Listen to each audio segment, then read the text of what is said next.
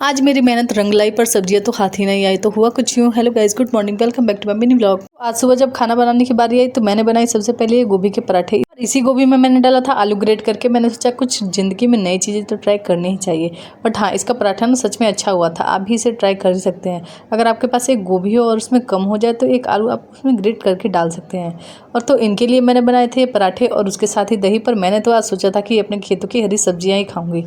तो मैं चली गई एक नाश्ता बनाने के बाद अपने खेतों की हरी हरी सब्जियां निकालने के लिए। ये थे कुछ मूली के पत्ते और कुछ पालक के पत्ते भी।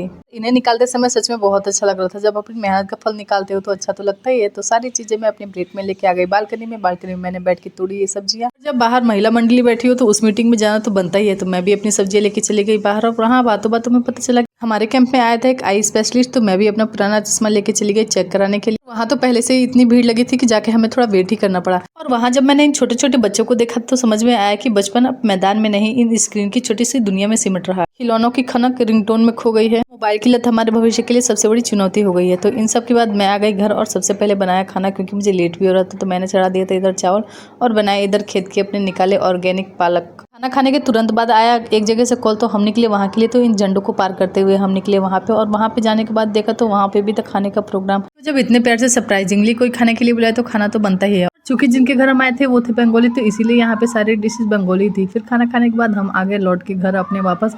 और रास्ते में मैं तो इस झंडे को नॉर्मली पार करके आ गई, मगर इसको जितने झंडे मिले उतने झंडे को इसने सैल्यूट किया। सच कहते हैं देशभक्ति का कोई रंग नहीं होता। तो वीडियो अच्छी लगी तो सब्सक्राइब करना। बाय।